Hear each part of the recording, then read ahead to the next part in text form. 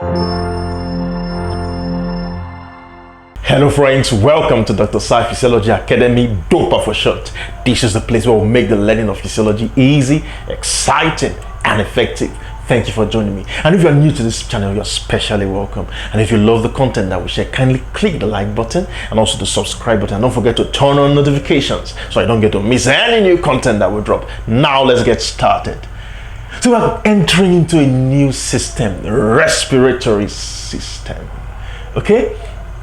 So it's very straightforward. Okay? So just follow very closely. Now, a good way to introduce and to start is, what is the purpose of that system? First of all, so what's the purpose of the respiratory system? It's very simple. The respiratory system is to do what?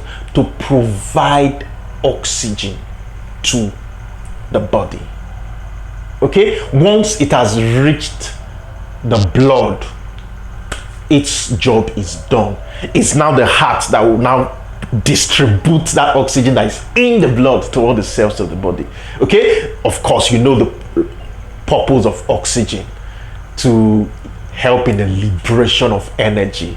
Okay? You know that from biochemistry, oxidative phosphorylation that happens in the mitochondrion, okay, that helps to liberate ATP energy, which is the energy currency of the cell. You know that. So that is what the respiratory system is there for, just to transfer oxygen, which is in the atmosphere, the external environment, to trap it and take it and extract it and put it into the blood. That is all.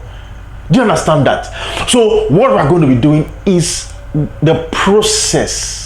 Study the processes by which the body does that, and we'll be using our basic knowledge of underlying principles of physiology, that physics, the laws of physics and chemistry, okay, are what dictates physiological processes.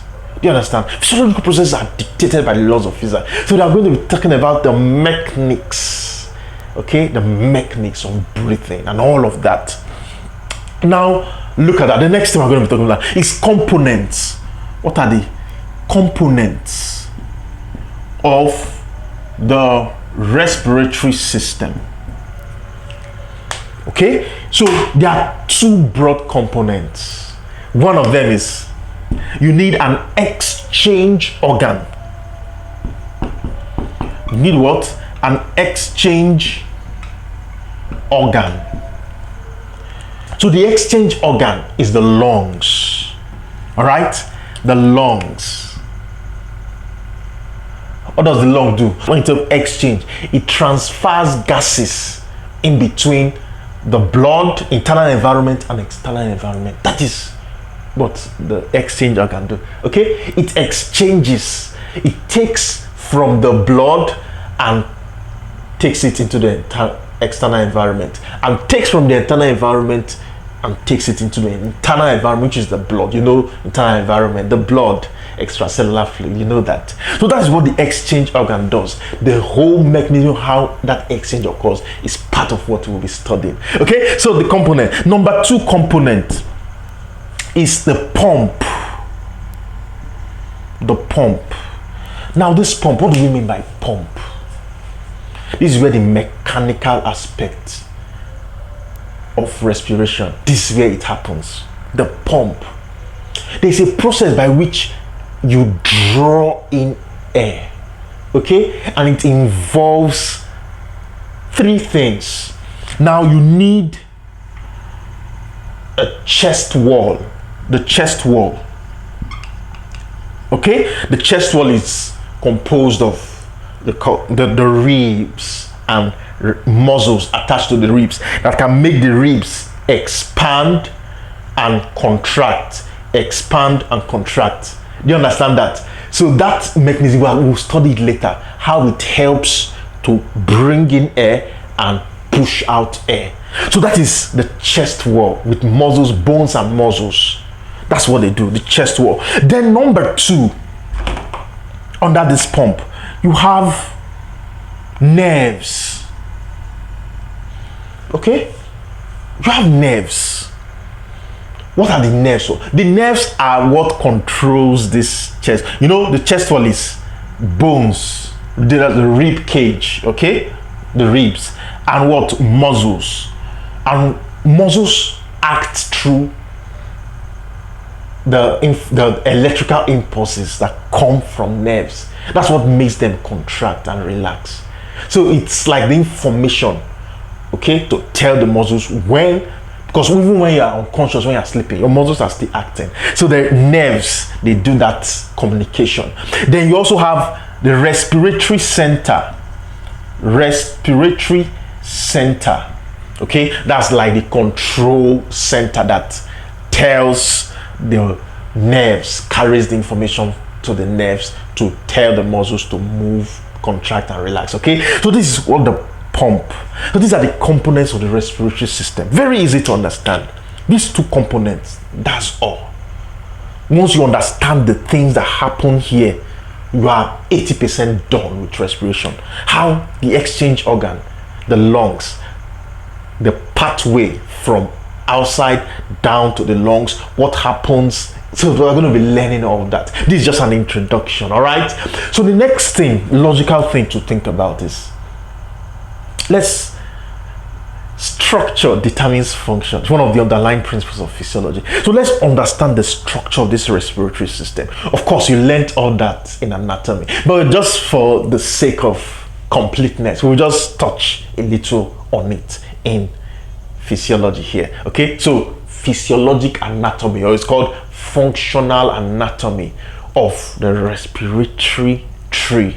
Okay, that respiratory tree is usually called tracheobronchial tree. Okay, trachea and the bronchioles.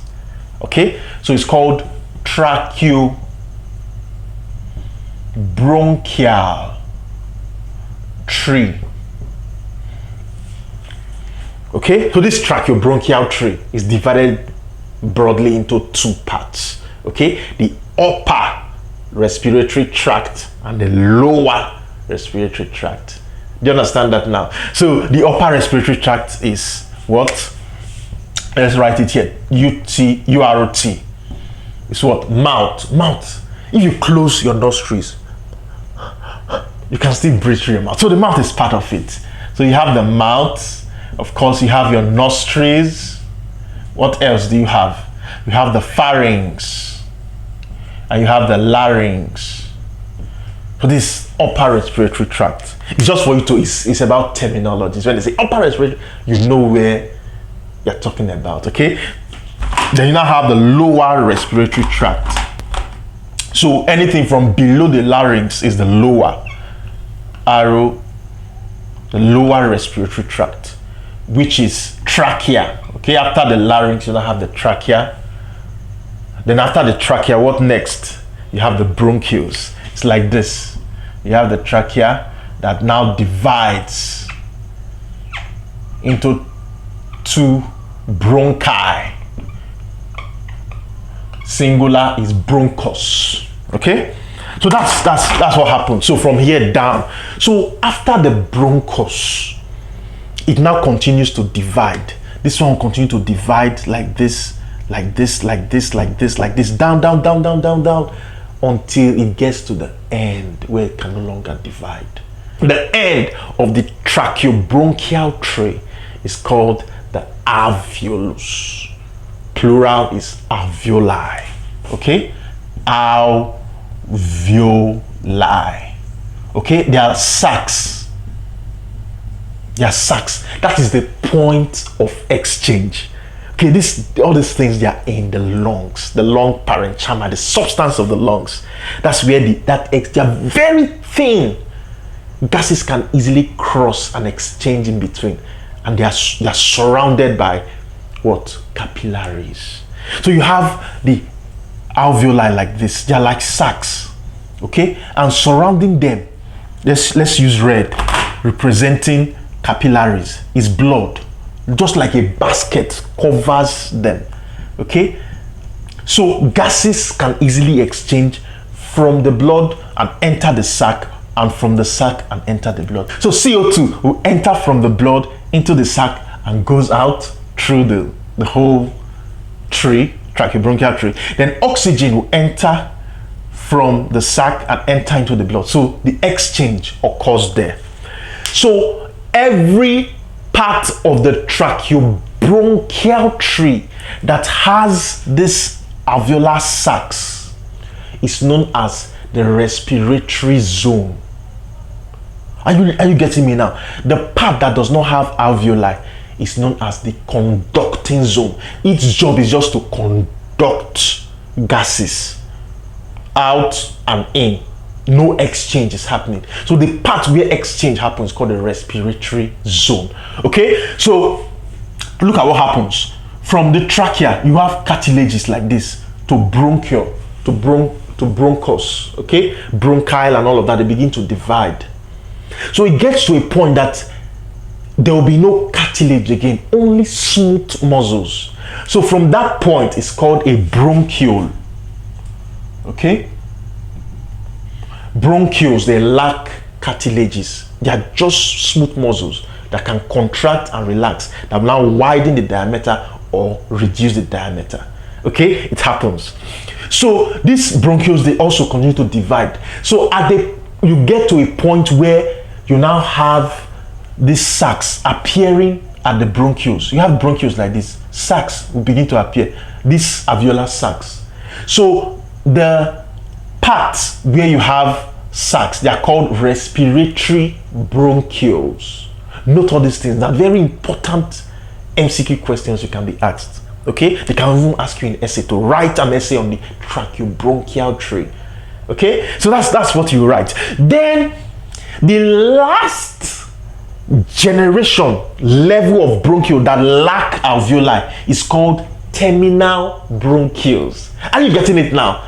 That's the bronchiole that does not have, the last bronchiole that does not have alveolar sacs, that cannot exchange gases, is called the terminal bronchiole. After that terminal bronchiole, the next one is respiratory bronchioles. You see, it's very easy to understand.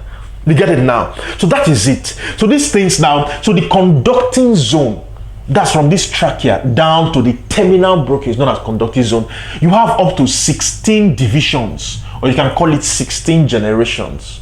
Okay, then from the respiratory bronchioles down to the alveoli, the last part of the tracheobronchial tree, is about 7 divisions. So altogether you have up to 23 levels of division. This is one level, trachea. This is 2, another level, 4, like that. Continues to multiply, different levels. You have up to 23 generations before you get to this last place. You understand that? So this is by way of introduction. The next thing we are going to be doing to round up this introductory lecture to respiratory physiology, we're going to be learning the non-respiratory functions of the respiratory system. The respiratory function is to take in air, to trap in air and exchange it between the blood and the external environment. That's the respiratory function. But there are other functions that this respiratory system does. So we're going to be learning about that. Don't go anywhere after this break.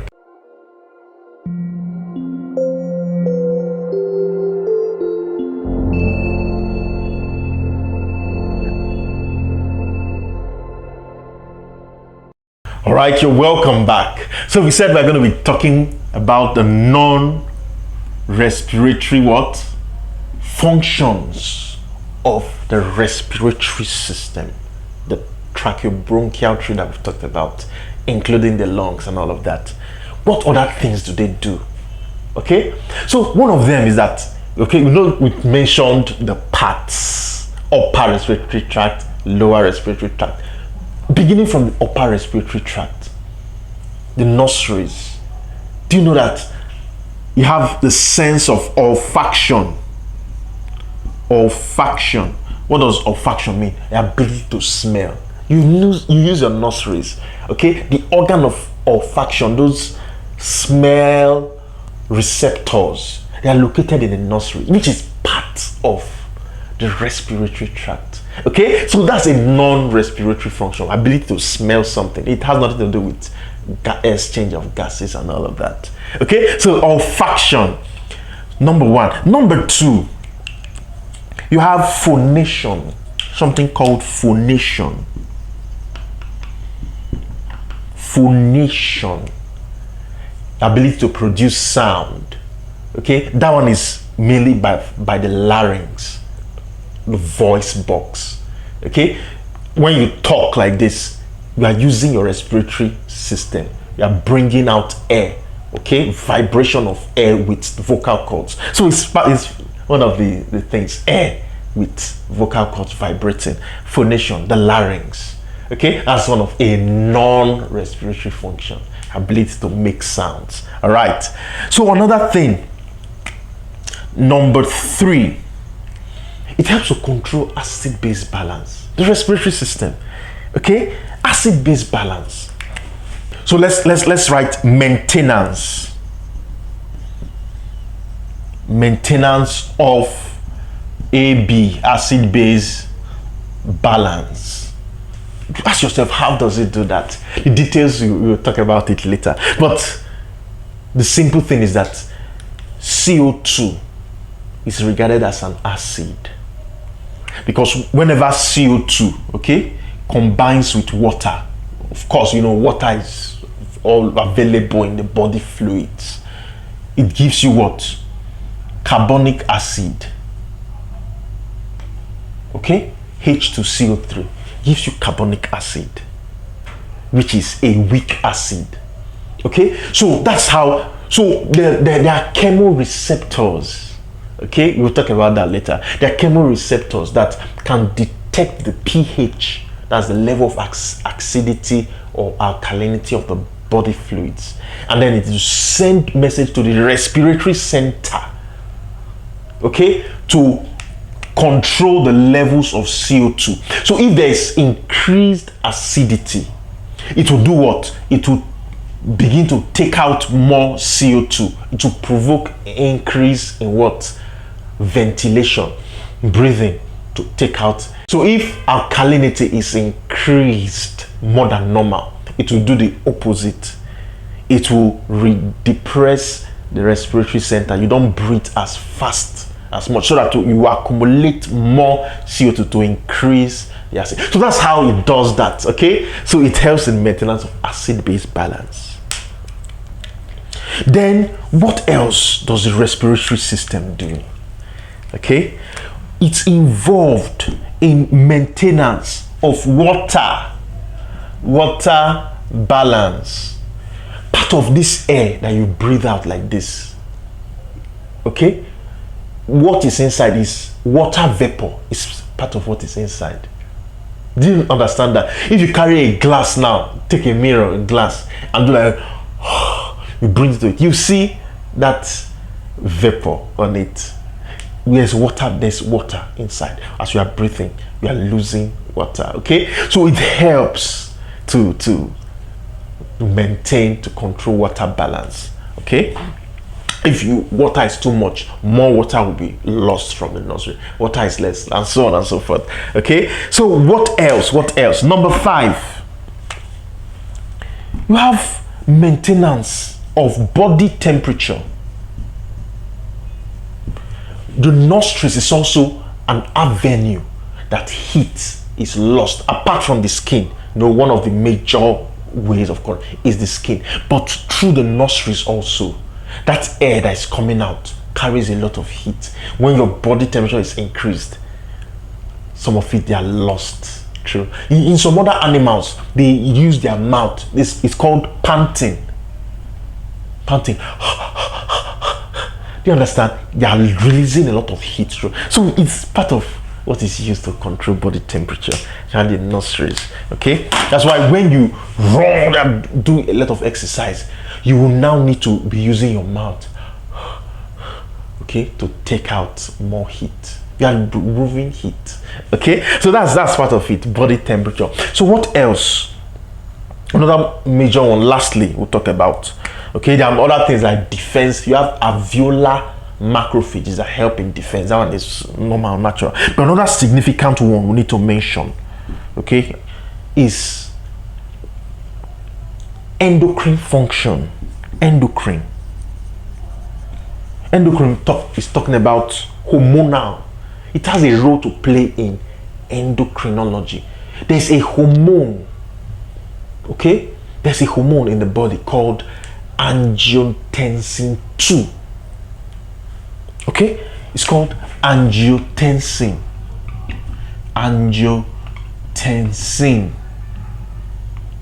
2. Okay, you know what happens?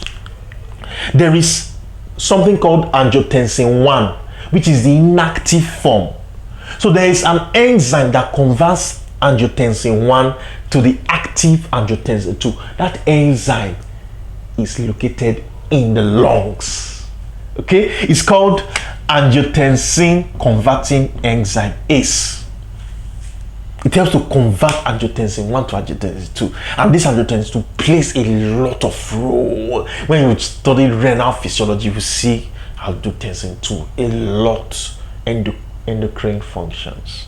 So that is how it plays an endocrine function, by helping to convert angiotensin 1 to the active angiotensin 2. So we mentioned 6 already. You can add a little others to it. All right, so this is non-respiratory function. So we are done with introduction to respiratory physiology. All right, so we're going to be dealing with so many other interesting things. All right, so I'm going to see you in the next video.